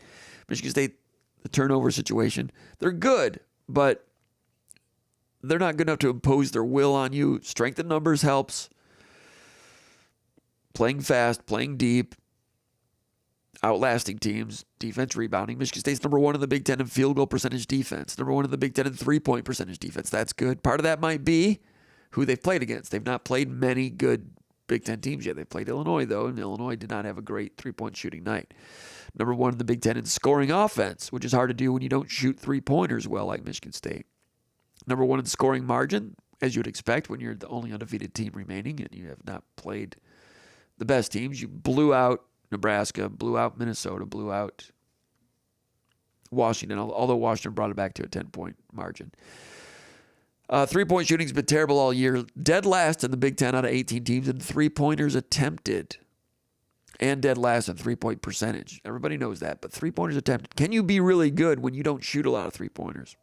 And I'm not saying Izzo's against three-pointers. There's been times when Michigan State has shot a lot of three-pointers as a team in recent years, but not this year, and for good reason. They don't have a lot of great three-point shooters. They're trying to develop them. Jeremy Fears is a better three-point shooter than I expected him to be this year. Good for him, working on it. Akins is coming around. He's number 1 in the scouting report, making it harder for him to get those catch-and-shoot opportunities. And he noticed in the Illinois game that they were really out on him. A lot of teams are out on him, but Illinois really took that away from him. That's why he didn't attempt a three-pointer in that game.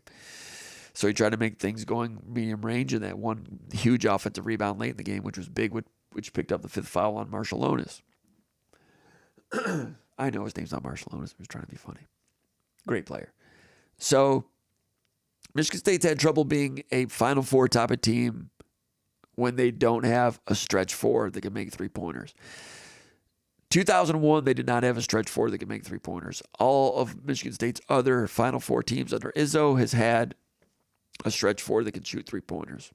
Includes Draymond Green, Adrian Payne, AJ Granger. Even in 2005, I mentioned this before, Allen Anderson played power forward in 2005. And he was not a great three-point shooter through the course of his career. He was okay, but he shot and practiced them like crazy coming down the stretch. I remember going to practices, and he'd be the last guy on the court shooting 100 three-pointers after practice every day. NCAA tournament, Allen Anderson made three-pointers from the power forward position, which opens everything up. Jackson Kohler, at some point in his career, can become that guy. He's flirted with it this year. He does not have the total green light to fling him up like Joey Hauser.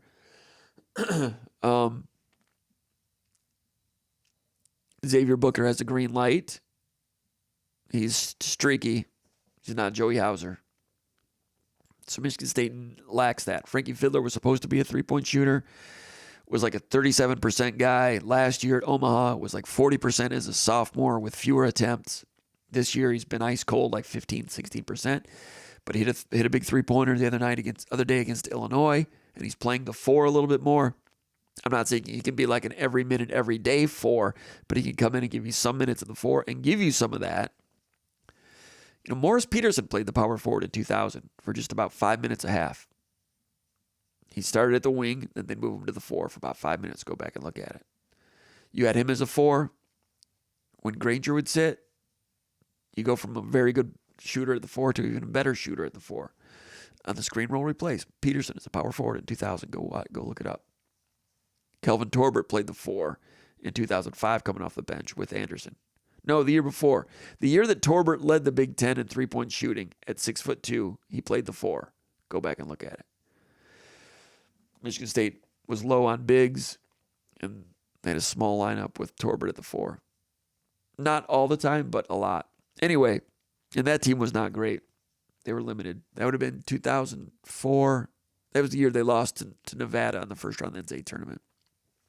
Anyway, so Michigan State, good depth, good defense, good transition game. They're lacking that stretch four, which is going to come back to haunt them, because if you don't have the stretch four to stretch the defense, it makes it harder to get your other things together. But Fears is a plus as a quarterback, as a visionary facilitating. That makes this team a lot better than in other years. The leadership is so much better. Last year with Hogard, you just didn't know what you were going to get from leadership. Sometimes it was terrible. And that was a drag on the whole system for a couple of years. So, good team. And they have Tom Izzo. So they're always a threat to go to the Final Four. Number 8 in the country? Not yet. But Fears is a plus. Akins is streaky as a shooter.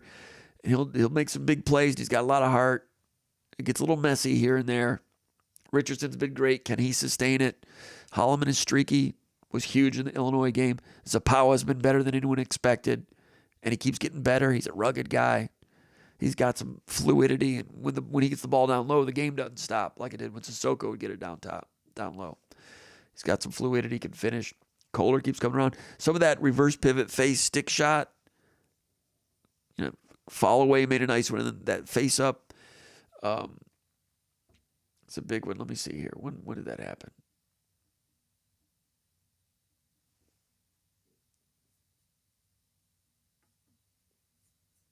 Here. I'm just curious now.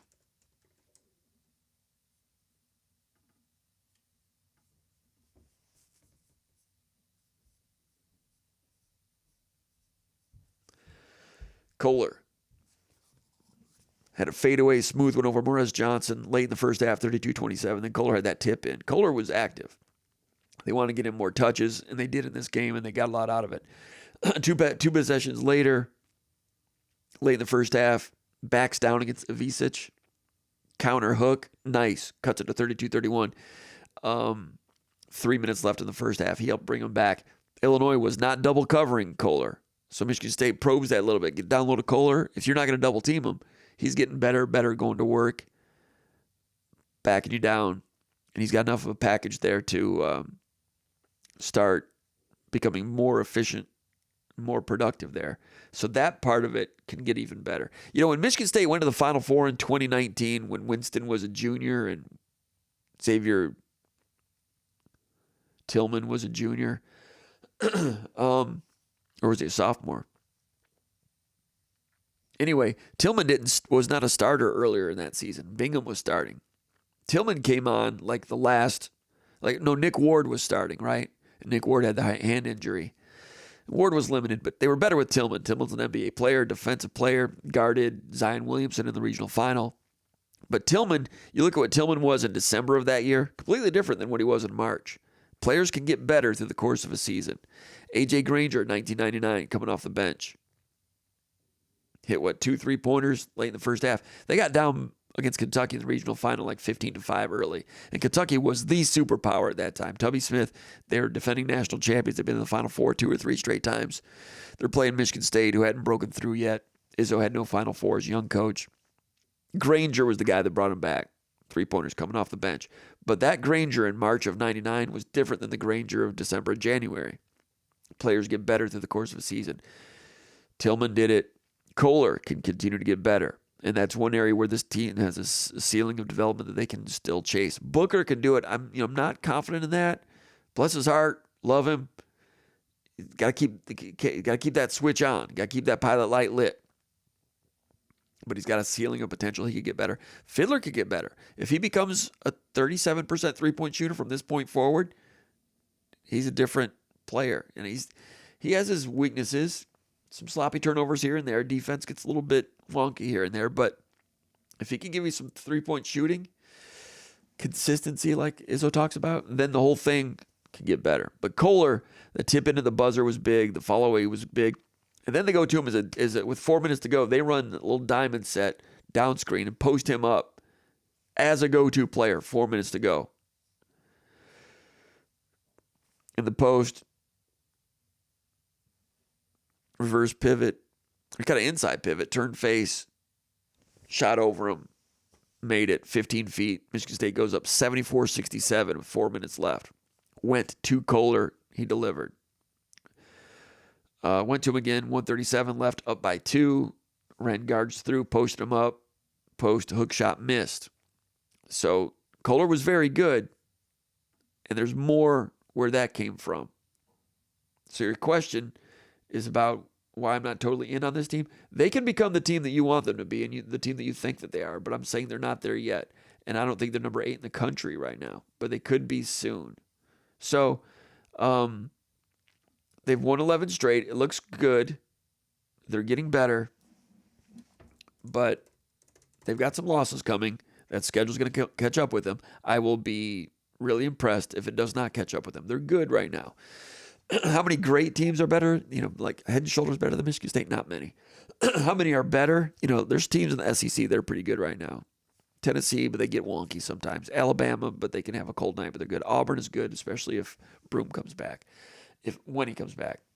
Ole Miss looked really good last night at home for a while. Then A&M storms back. A&M beat Purdue. A&M is good. There's those teams in the SEC that are good. Florida. I don't know what Houston is. But Michigan State's right there. But I think Illinois is the best team in the Big Ten. But Michigan State can still catch and do some things. And they've got Izzo, and they know how to do March. So, worth watching. I don't hate them, but I don't think they're number 8 right now. They deserve to be number 8.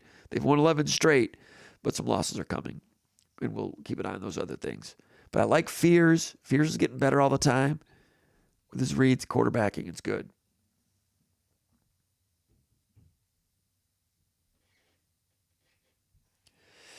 What's his question? Jaliki from Berkeley, Michigan says, Jim, I know in Big Ten play the 3-point shooting is better, but still not great. I am optimistic that at some point there will be a noticeable improvement. Question number 1, what is the likelihood of improvement and what is the ceiling? 2, how far can this team go if what we see now is what we get the rest of the way? Great questions. If what you're seeing right now, if this is all, and Michigan State does not get any better than they are right now with Izzo, I think they're like a number 4 seed. And they'll lose some games here down the stretch. And they've got Izzo, so I think they win 1. And then Izzo's great on the one-day prep of the tournament. They win 2. Then they get to the Sweet 16, and they probably lose right now. That's if they stay where they are right now. If Kohler gets better, Akins can still get better. He's still getting accustomed to being a go-to type of guy. He's still streaky. If he gets into a groove where you can expect him to be 2 out of 5 from 3-point range every night and hit the offensive glass and play good defense. And Jace Richardson continues to improve. And Kohler builds on what we just talked about. And even Cooper builds on what we just talked about. And Fiddler can become 37% guy from this point forward from 3. Those things happen. And defensive rebounding transition game gets better and better. Then I think Michigan State can go to the Final Four. I think that the ceiling is Final Four. That can happen. And Izzo is a huge reason for that, and his staff and what they can do on one-day preps, getting into your playbook, locking you down, or making it difficult for you. And then you have to guard a vast Rolodex of things at Michigan State. I think Michigan State go to the Final Four. Not where they are right now. They need to get better. You know, the three-point shooting, you know, Cohen Carr with that medium range. I like how when he catches it, he's just so active. If you're sagging off of him, he'll just drive on you. And sometimes it's kind of wild going to the glass. But I like his potential drive, stop, 14-foot pull-up. He did that against somebody. Was it the Northwestern game? He did it once. Missed it. I've seen him do it in practice a couple times. Not supposed to talk about practice, but I've seen him do it in practice. And that is something that you can get better later on. Hey, in 2009, they go to the Final Four. Draymond Green was a freshman. The Draymond Green from December, a freshman year, wasn't even playing. By March, he's first guy off the bench. He's having an impact.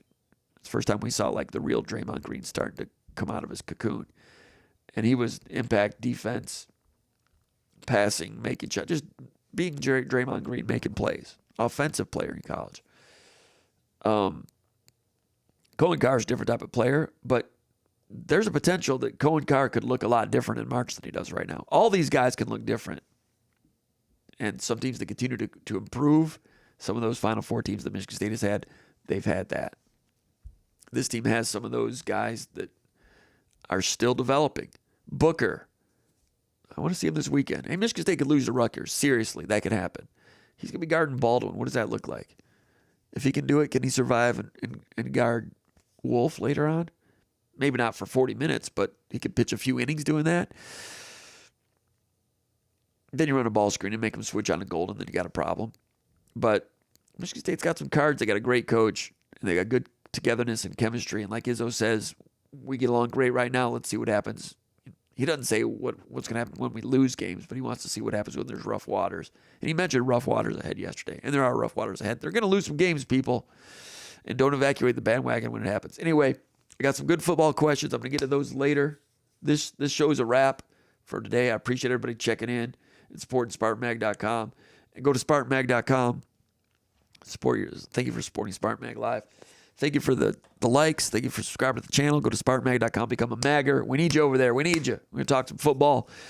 Winter football, spring football, Michigan State hockey, Michigan State basketball.